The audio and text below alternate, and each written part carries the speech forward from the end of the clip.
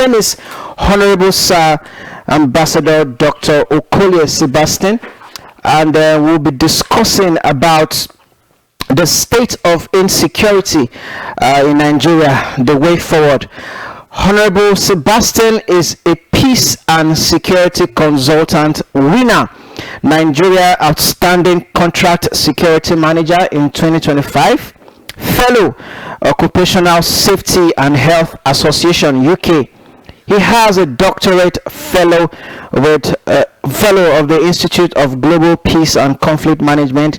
He's a licensed peace and security consultant, also a fellow Institute of Management and consultant, a certified management specialist, London Graduate School. He has a postgraduate diploma in security management and conflict resolution, MSc Peace and Security Study, University of Port Harcourt, Knights of St. John International. All right, sir. Welcome on board, sir. Glad to have you here on Overt Radio, sir. Okay, sir. All right, sir. Sir, I would like to start today's interview with before I go into the main question of the day. What is your view concerning the current situation, security situation in the country, sir?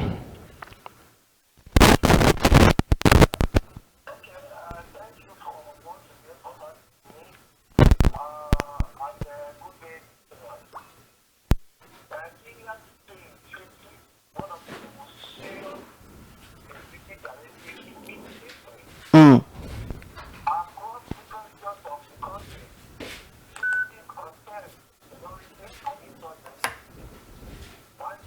Yes, sir.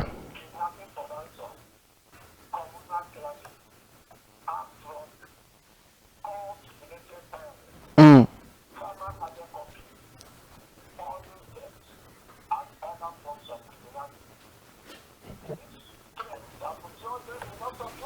Mm.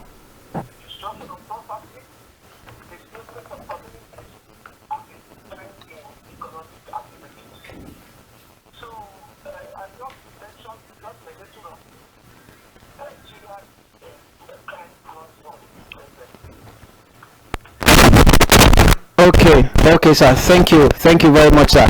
Now let's dive into the questions of the day, sir. The country, since the administration of former President Goodluck Jonathan, has been immersed in insecurity. What do you think could have gone wrong in 2014, since we started, witnessing the abduction of students from their schools? What do you think could have gone wrong, sir?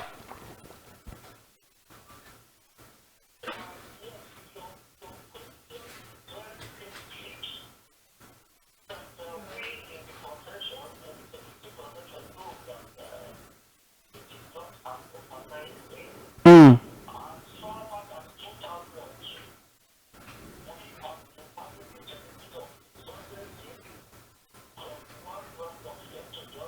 Yes. Mm.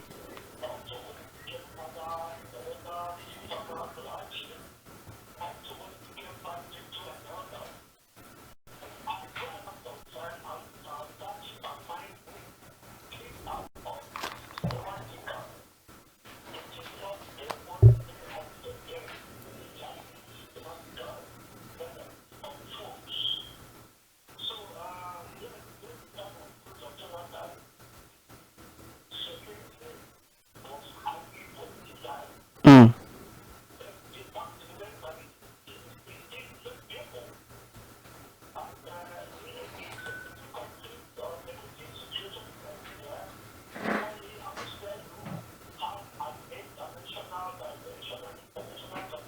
Okay.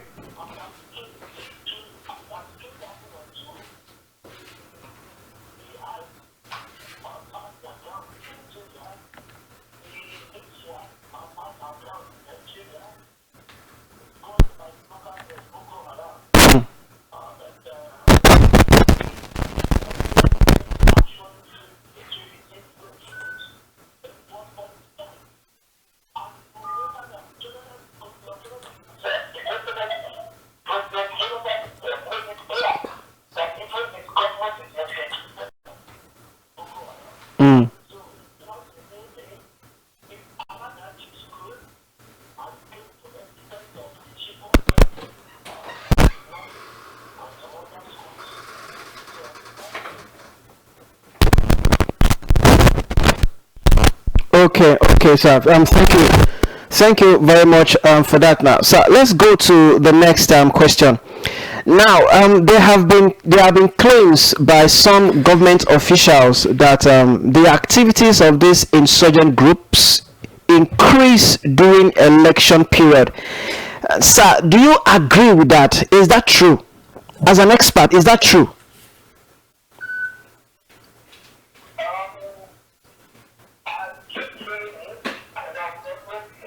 Yes.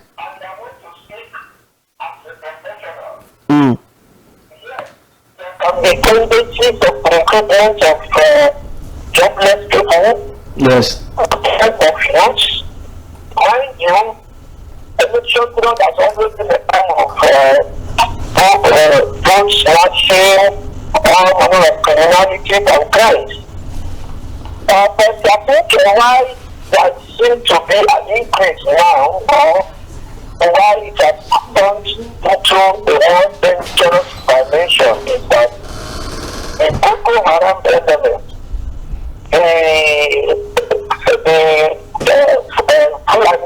the element, Yes. and all the other elements are very, very, very sophisticated. You can't compare 1999, 2000, 2007 elections. Yes, sir. With what happens now. Yes, sir. Because the criminal elements are more sophisticated.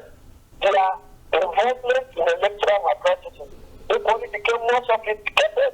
So yes, during electioneering time, in the Nigerian context, criminality tends to rise high, criminality tends to grow. But the involvement of the Boko Haram and the other terrorist groups has heightened it to the level that it becomes very dangerous now.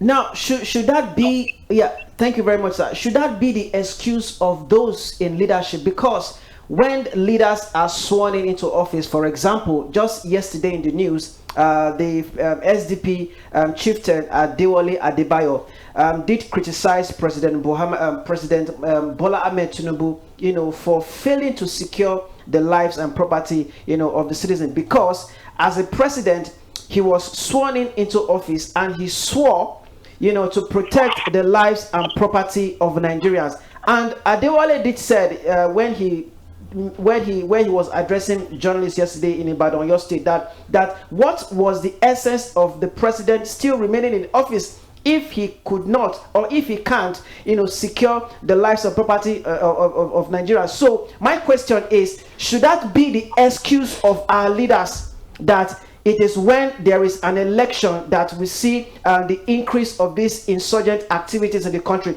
Should that be the excuse of our leaders in a 21st century democracy, sir?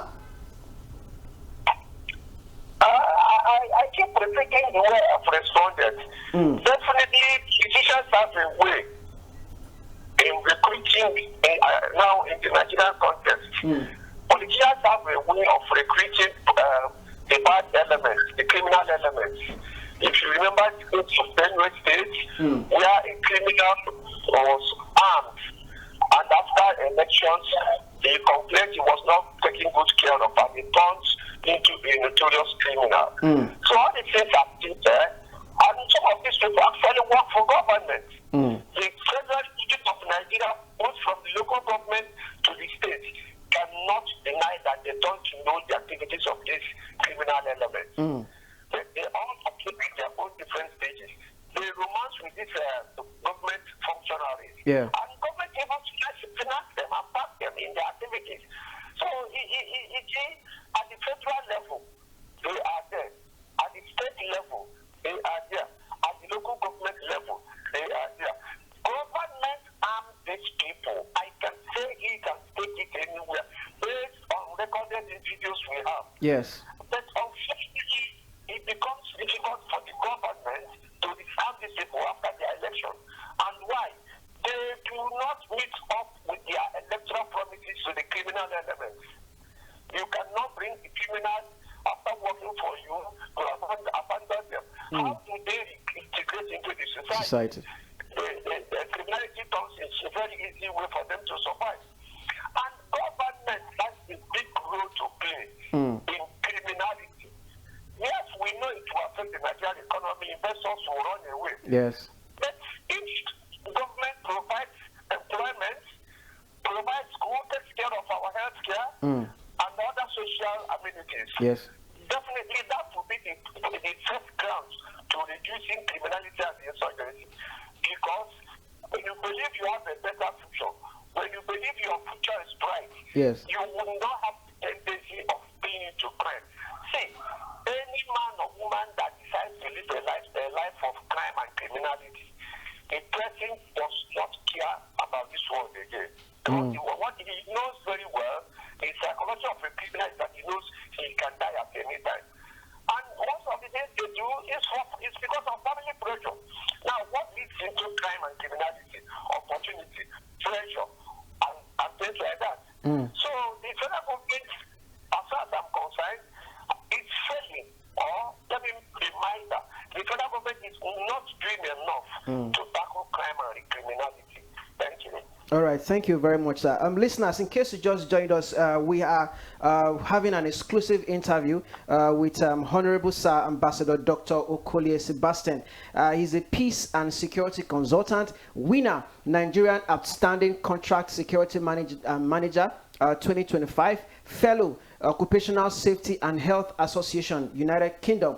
Doctorate Fellow of the Institute of Global Peace and Conflict Management, a licensed peace and security consultant. He is also a fellow, Institute of Management Consultant. Is a certified management specialist, London Graduate School. Is also he has a postgraduate diploma, security management and conflict resolution, and MSc Peace and Security Studies, University of Port Harcourt. He's a Knight of St. John International. Sir, thank you very much for still hanging in there with us. All right, now let's go to the next question of the day. Now, Nigerians expected the administration of Bola Tinubu to hit the ground running with insecurity, because Tinubu cannot tell Nigerians that he is oblivious of the security situation in the country, even when the APC, came into power, since 2015. In fact,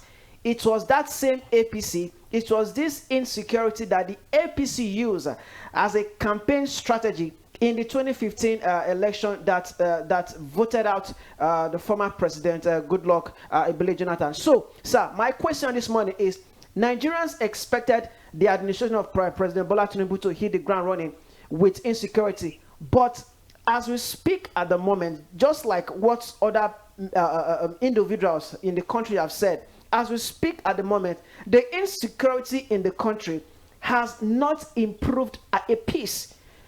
As an expert, what could be the problem hindering the federal government from curbing insecurity in the country, sir?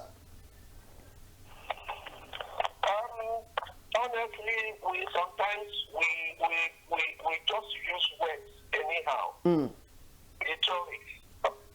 There's no how the Tinubu government will hit the ground running on insecurity, because the Tinubu government is not ignorant of the security situation. And the same Tinubu government, as far as I know, yes, professionally, is not willing to fight insecurity. That's, I can just take that from me. The Tinubu government is not willing. Why? The government is not doing enough. Our intelligence system is zero.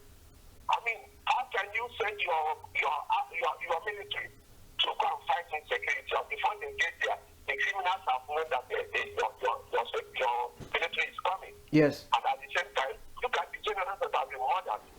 Yes. Look at the people that have been killed. Now, recently, we had that Nigerian government, I think, if I'm very certain, through the National Security Advisor, had a working agreement with Turkey. Turkey for what? Turkey that is part of the sponsors of what is happening today in Nigeria. And the same country is a country you're going to have a security agreement with. I don't know. There's no way the Tinubu administration can hit the ground running on the issue of insecurity, for the mere fact that Tinubu knows what is happening in Nigeria security-wise, and he has not shown enough commitment. And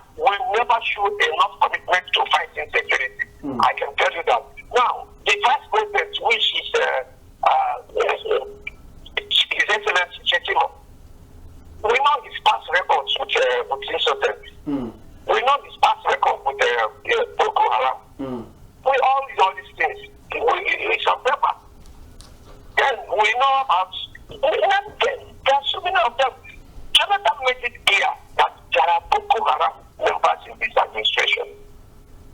And what we are seeing today is a very, very, very clear manifestation. There was one general naval officer that came on television, the national television, and we all had what he said. We all had what he said. So I don't think this Tinubu government can hit the ground running on security matter, because I know that Tinubu government cannot do enough. It is not that this thing cannot be fought. Nigeria can easily defeat terrorism and all the manner of insurgency. But there's no political way. That is lacking. Our intelligence system is zero. If you are privileged to get information from our intelligence agencies, you pity them. So then, at what case scenario, you can allow third-party intervention. There are even so many security mercenary organizations today that can fight it for you. But is it happening? Look at what's happening in Sokoto, the whole northwest, northeast, and northern, and now Kwara State. And we say we have a government. Look at the money that is budgeted for security year to year. What are we doing with it? What has been done with it? The police, DSS, army, are they well taken good care of? Are they motivated to do the job? They are not doing it at their own fear risk. And when the security, the safety of the safety man is to be safe. And in this case, I can assure you, the safety man is not even safe. So I don't know where the morality, where the morale will come, where the confidence will come to fight people that know where you are. But hopefully, America's intervention, if America will come fuller than what it is doing now, I hope there might be a good future. But for now, as far as I'm concerned, and I can say it here, the Federal Republic of Nigeria has presently constituted today under His Excellency Bola Ahmed Tinubu. He cannot fight insurgency. He cannot fight Boko Haram conclusively and successfully. Thank you. Okay, now thank you very much, sir. So, in essence, what you have just said now, in essence, let me make it plain to our listeners here on Overt Radio. In essence, what you're saying that Nigerians have lost hope in the administration of President Bola Ahmed Tinubu when it comes to insecurity, because it is 3 years down the line since Tinubu came into office, and it is about 10 years down the line when since the APC have been in power since 2015. That is what it means. Am I correct, sir? Yeah, let me rephrase it. In a country where bandits are infiltrated, in a country where you know who negotiates for terrorist elements, is walking freely on the roads, as represented by Okolie. In a country where the head of the Islamic religion, the Sultan of Sokoto, is not making the necessary statements he should make, condemning what the adherents of the religion is saying. In a country where the military will come, or the national security advisor will come and tell us that don't publicize the activities of the banditry. In such a country, I will agree and I will state and I will say, cannot fight insurgency. But it is not a hopeless situation for Nigeria. But if we are to have hope, two things: either the government will make it a deliberate policy. Yes, sir. And then put the necessary resources to fight insurgency. Or probably after the exit of this government, there might be hope. But for now, it is neither here nor there. Thank you. Thank you very much, sir. Perfect, sir. Now that brings me to the next questions. Since we have been hearing about abductions in the country, either students being abducted from their schools, or individuals being abducted while they were on their way, journeying from one state to the other. And we have seen or read about reports that when these students or these individuals regained their freedom, there is this word that they use, that ransom was paid for their release. Now, sir, as an expert, as a peace and security consultant, do you encourage payment of ransom by government for the release of victims? Paying of ransom to release hostages is an aberration. It is not by a government that has a military that its primary responsibility is to protect life and property. Yes. And in the country where we have our telecommunication system, MTN is there, Airtel is there, our banks are operating. These ransoms most times are paid through the banks. And there's radio communications before the filter. And you hear all this is happening regularly in the Nigerian context. And it is laughable that such news will be reported. And another area, sorry, let me even deviate a little. Okay, sir. That's what we call investigative journalism. I remember Velegiwa and Co. and so many others, both local and foreign. If it were to be their time, they will buy all to dig out how this money are paid, which banks they are using payment, and who will receive this money. So the truth remains that I am even afraid that in the nature of today, any journalist that writes such might be eliminated. So things are even done that bad. But as far as I'm concerned, ransom payments for kidnapping is an aberration. Even me, as a security professional, yes, I don't like this company because it completely shows our failure and the failure of the system. And the blame still goes back to the Federal Republic of Nigeria, Federal Government of Nigeria, headed by His Excellency Bola Ahmed Tinubu. Now, what is the problem with community policing? They are afraid of having community policing. If Nigeria has a functional, well-developed community policing, these criminals are in the villages, are in some communities, and the members of those communities knows the environment more than the criminal element. Yeah. Through intelligence, they can be rounded up. But because the challenge is the federal government of Nigeria is not doing what it ought to do. And that is why so many people have accused them of being accomplices in the game, or in the criminal, or in the kidnappings and ransom payments that are going on. So that's the way I want to look at it. If the federal government becomes daily press and make it a clear statement, policy statement, yes, sir, I can assure you, within a month or two, all these things will come to an end. And please, substantially, the recording percentages, within the 2-3 months, we can be recording about 60, 70, 80% reduction in all this crime of kidnapping, ransom payments, and all the works. Thank you. All right, thank you very much, sir, for your honest response to that. Now, in line with that question,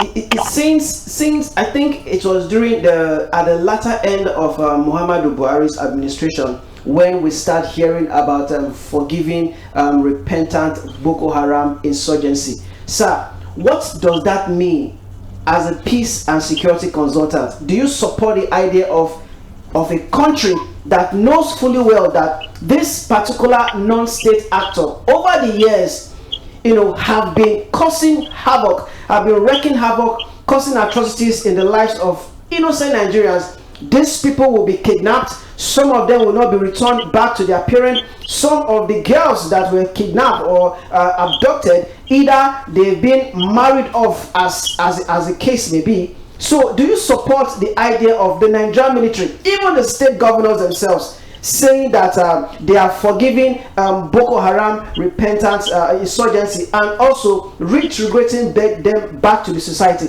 Do you support that idea, sir?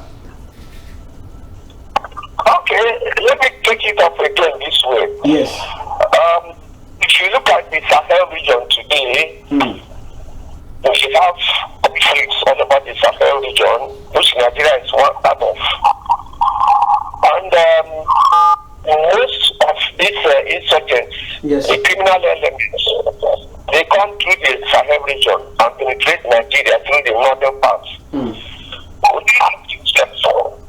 What is our border system like? You ask yourself, what is our intelligence system like? But because I have said it before, the federal government of Nigeria cannot and will not exonerate itself 100% of what is happening. It means that at the border, they could close their eyes and the insurgents will come in, even with the catching of ammunition.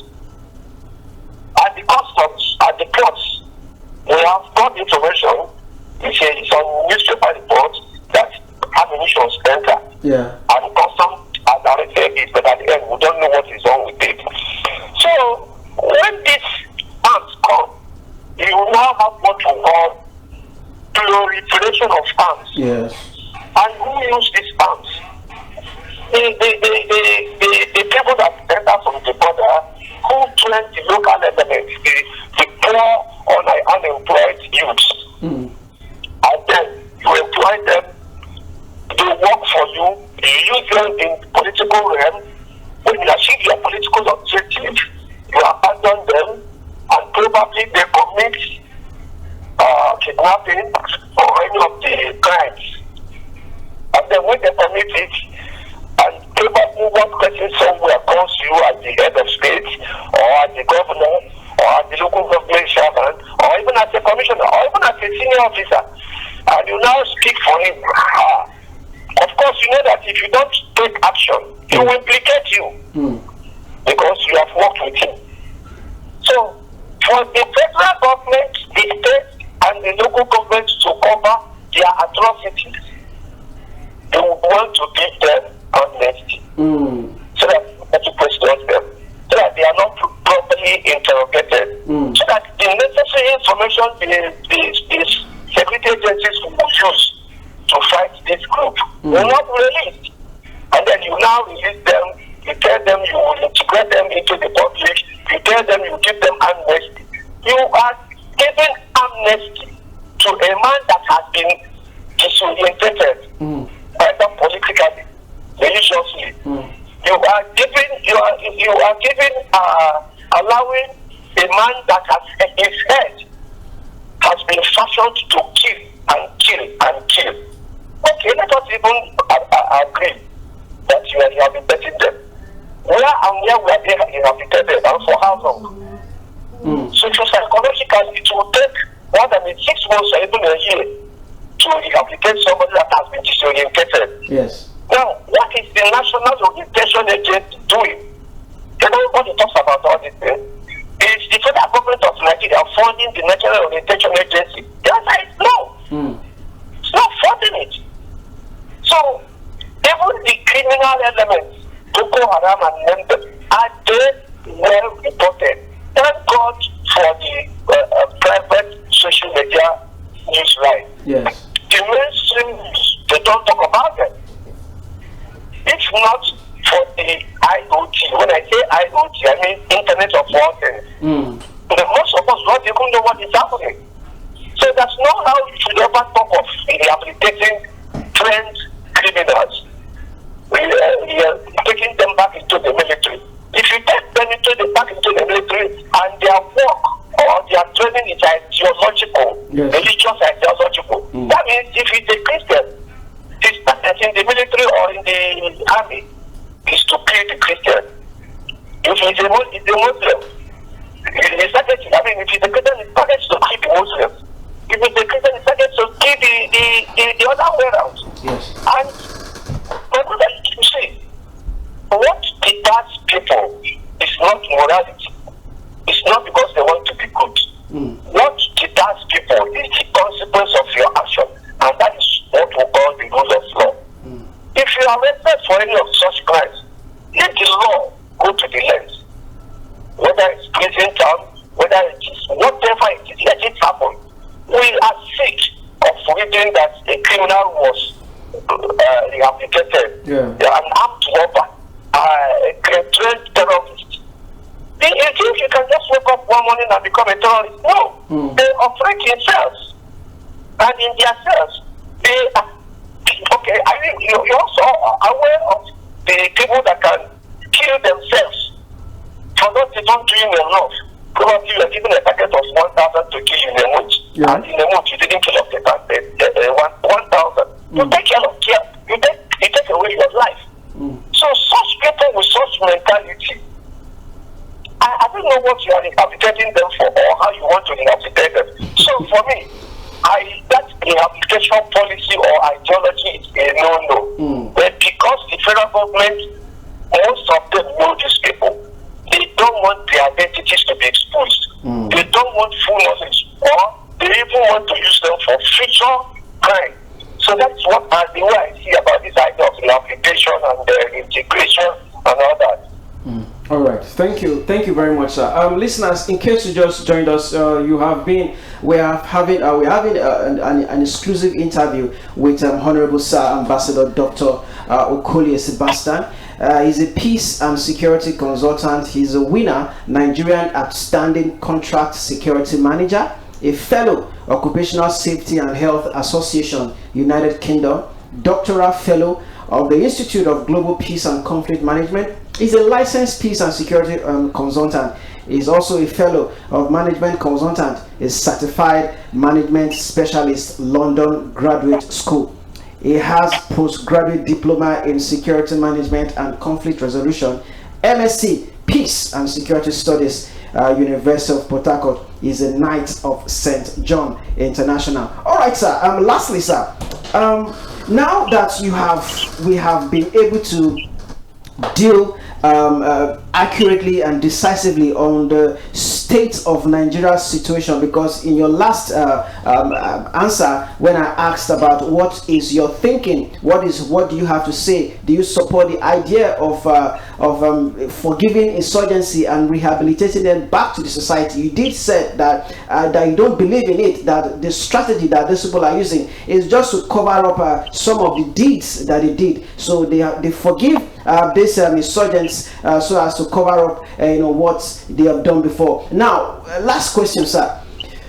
What practical step should the government take to, I know that insecurity cannot be ended totally, but what practical steps, either 5 steps, 3, what practical steps should the government take to curb insecurity in the country? Because since the administration of President Bola Ahmed Tinubu, according to report, over 12,000 Nigerians, have been abducted.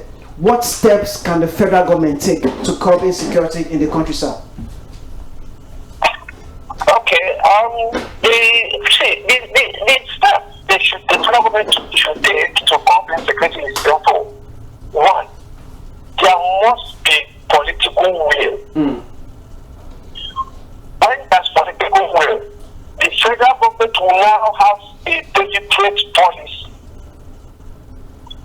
on kidnapping, insurgency, any form of criminality. Then again, the federal government should allow community policing. Very, very, very important. And that community policing must be well equipped and armed. Yes, I know, and I hear the fear of the Nigerian politicians that if you allow community policing, the politicians, the governors will take over. But the step we have found ourselves today has made it expedient that there must be community policing. With community policing, there's no how these criminal elements will come and hide in your bushes. So also, if the federal government is proud and bold and confident enough to tell us that they cannot handle this, they must give us convincing reason. And if they give us convincing reason, some of us that are experts in the field will look at it and know the possibility. And thereafter, there's nothing wrong with partnering with a country that is well experienced. America is willing to come. Yeah. But even as Trump made the initial step, the next thing we had was a lobbying firm in America. And that lobbying firm, whether successful or not, we have seen that it has slowed down operations of the United States of America. And you know Nigeria has enough money to lobby to do all these things. Yes, sir. So please, the federal government must make a deliberate policy to fight insurgency. And again, you must make the economy work. When the economy is working, you stop work, you will find it difficult to employ the youth, to engage the youth, and you let the youth work for the government. The reality of Nigerians do not seriously now stand for Nigeria in anything. Look at the level of people going out, and nobody will do it for us. But then it is a top-bottom approach. When the Nigerian see the signal from government that government is really determined to fight insurgency, to fight kidnapping, to fight all manner of crimes, you will see the people will comply. My brother, give an intel now to the security agencies about the activities of a cell of armed of criminals in your locality. Yes, sir. You'll be surprised that the criminals will even know that you get the intel and they will come for you. So it still all boils down to the government agency. The Nigerian police force, can it tackle insurgency? Can it tackle the kind of insecurity we have today? What is the level of corruption in the Nigerian police force? The military, who are the heads of the military? Who are leading the military? Can they face all insincerity, remove corruption and fight insurgency? The DSS, the customs, the immigration, because it's a holistic thing. All these groups will come together under the leadership of the President of the Federal Republic of Nigeria and make a deliberate. Deliberate is that it will make it that, this is what we want and this is how it will go. And then it will be thoroughly supervised. That is the way we can fight insurgency. And this, like I told you, if there is this deliberate policy and there is a political will, insurgency can be reduced over 60, 70, and even up to 80% within 3 months. Thank you very much. All right, thank you very much, sir. You've said enough. At least one of the things that you said lastly, for Nigerian government to curb insecurity, there must be a political will.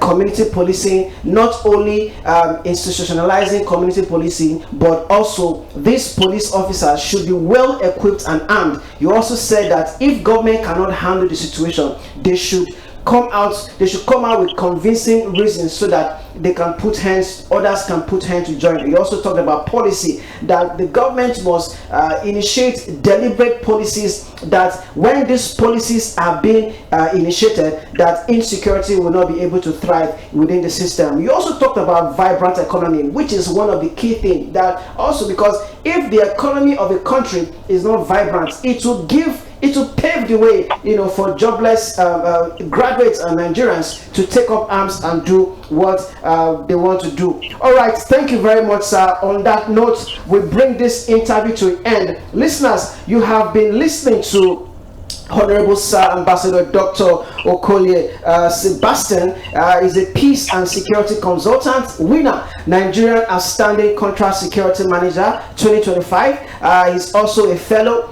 Occupational Safety and Health Association, United Kingdom, doctoral fellow of the Institute of Global Peace and Conflict Management. Is a licensed peace and security consultant, fellow Institute of Management consultant, is certified management specialist, London Graduate School, a bagged postgraduate diploma, security management and conflict resolution, MSc Peace and Security Studies, University of Port Harcourt, Uniport, Rivers State, the Knight of St. John International. Sir, a very big thank you for joining us today.